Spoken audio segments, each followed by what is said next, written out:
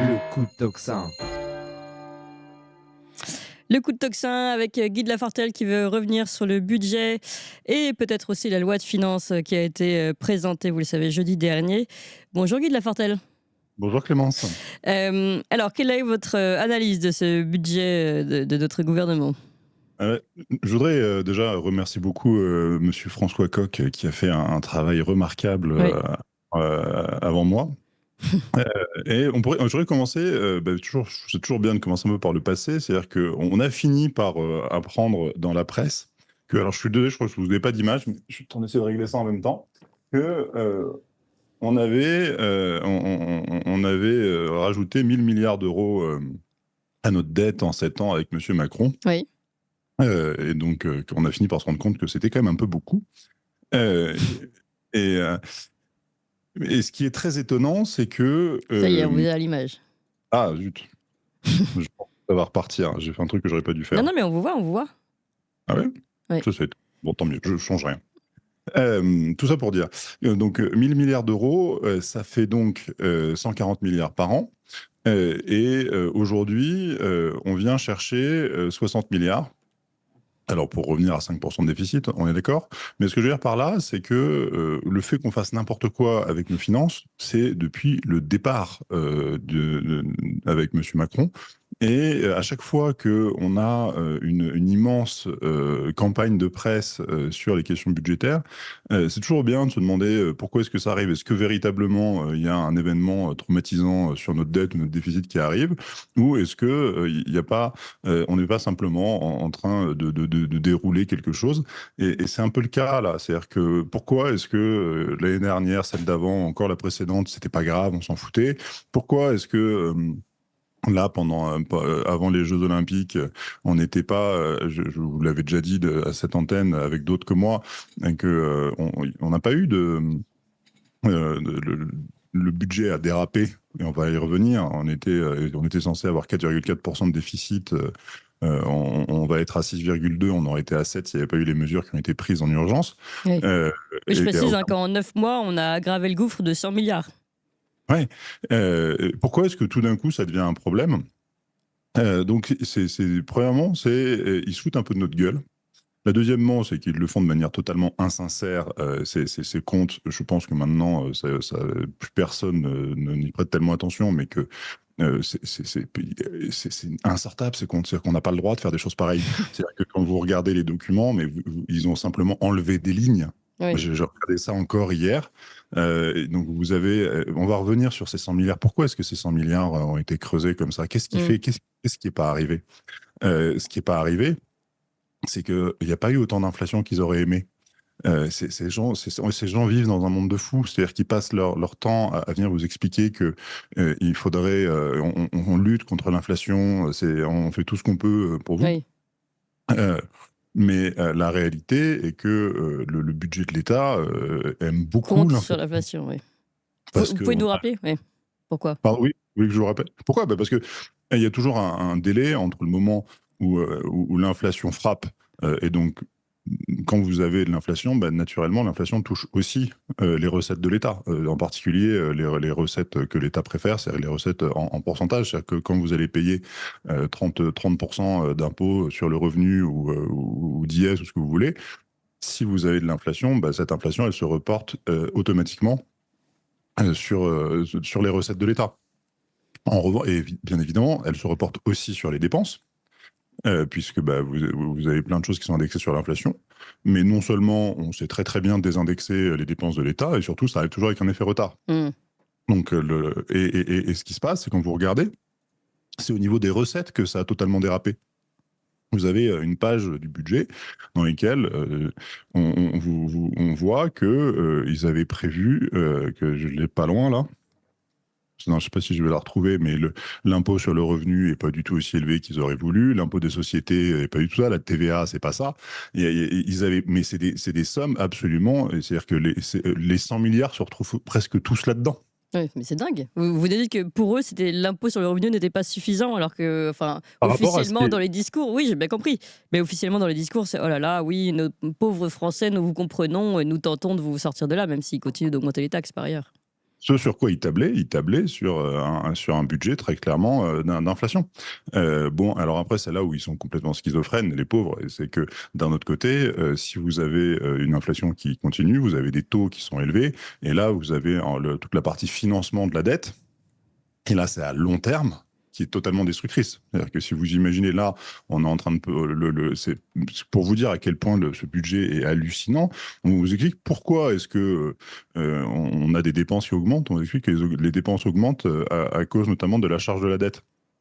La charge de la dette, elle augmente pas encore de manière, elle explose pas encore. Ça va venir, c'est des choses qui rentrent dans le temps, mais même la charge de la dette même baisse sur le budget 2025 par rapport à 2024 Oui. de 5 milliards. Et il vous explique noir sur blanc qu'en 2025, la charge du budget, c'est la charge de la dette qui fait monter le budget alors qu'elle baisse.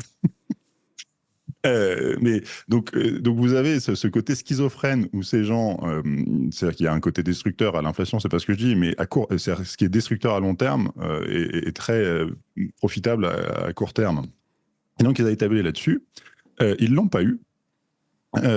Ils se retrouvent à peu près en panique, et d'autant plus en panique que on n'a pas pu prendre les mesures de correction pour limiter le dérapage en cours d'année, puisqu'on n'a pas fait de loi rectificative, on n'a pas fait tout le boulot avant l'été, parce qu'il y avait les JO, parce qu'il y avait des élections, parce que tout ce que je voulais, mes fesses, pardon.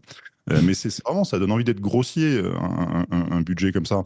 Oui. Et, il faut revenir sur l'angle de la chronique de François Coq, qui est qu'on fait de la redistribution à l'envers.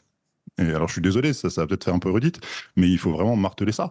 On fait effectivement de la redistribution à l'envers, parce que dans ce budget-là, pourquoi est-ce que tout dire qu'à un moment, c'était bien de dépenser, à un moment, ça l'est plus, parce que vous avez donné de l'argent à certains à un moment et vous le reprenez à d'autres.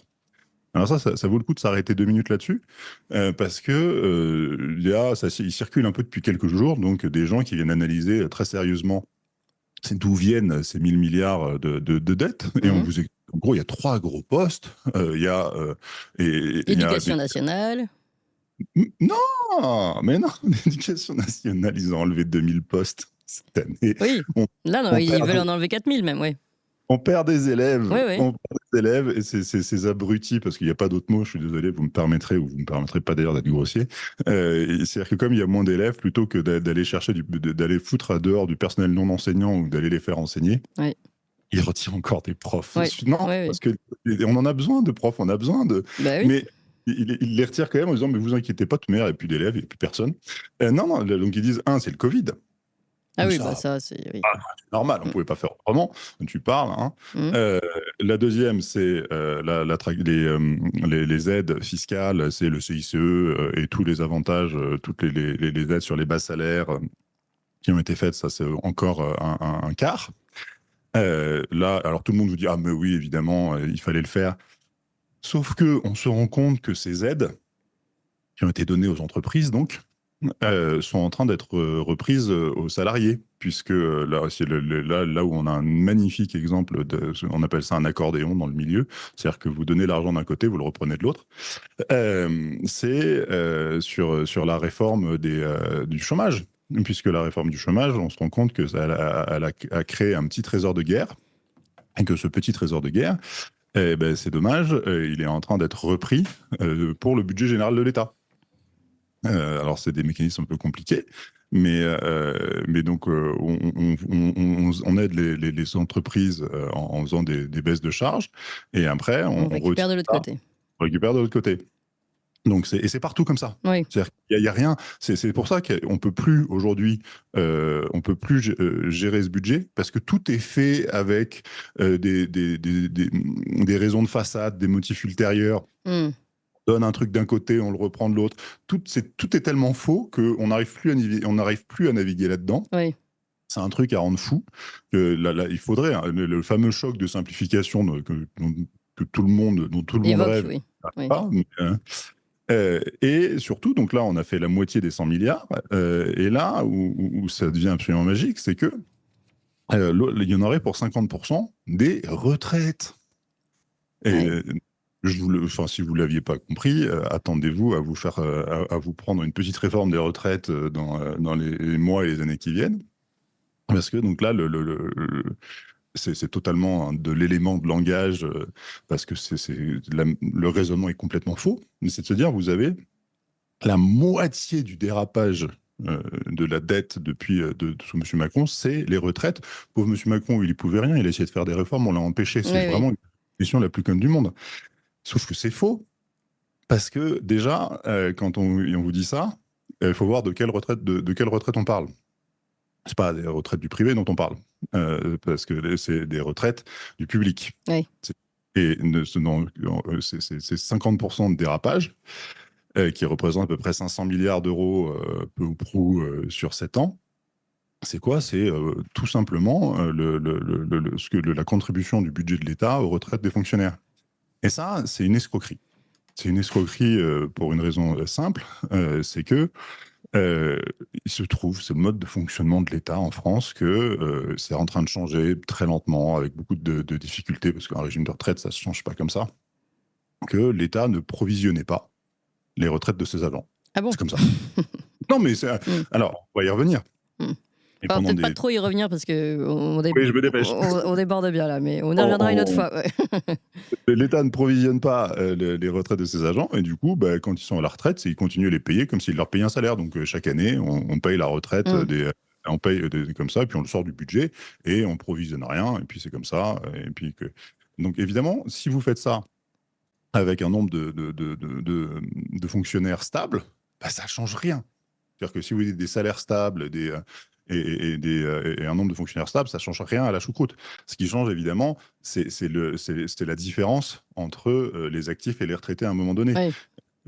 Et donc, c'est totalement faux de dire que vous avez un problème à 500 milliards d'euros sur les retraites. Parce que c'est-à-dire que c'est aussi de l'argent qui n'a pas été provisionné mais c'est le fonctionnement normal. C'est-à-dire que sur ces 500 milliards, en vrai, il y en a peut-être, il y en a quand même un paquet qui sont problématiques, mais c'est pas tant que ça. Oui. C'est pas du tout tant que ça.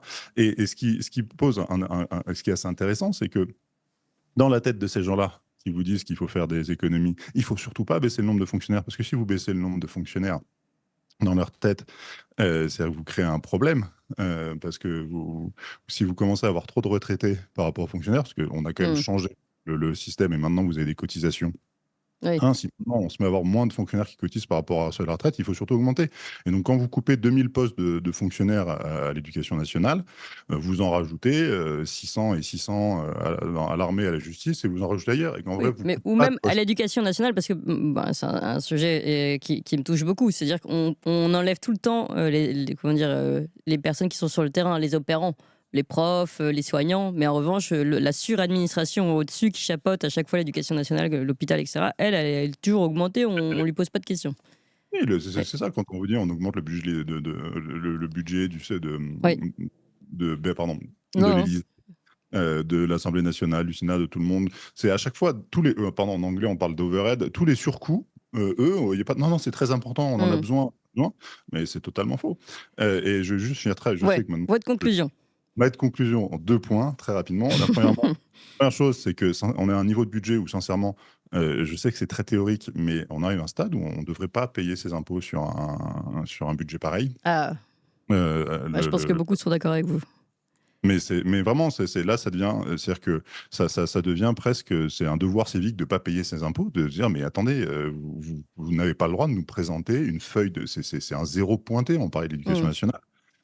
Et donc là, on a un très gros problème.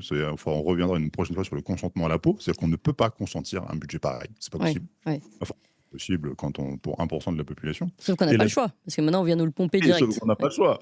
Mm. Pardon, je rajoute un troisième point à ma conclusion. J'avais oublié, c'est que l'énarque fabuleux qui nous a fait ce point pour nous expliquer que c'était les méchants retraités qui pompaient la moitié de la dette, bien évidemment, a travaillé un petit peu chez Natixis et a été pendant une dizaine d'années conseiller chez Goldman Sachs.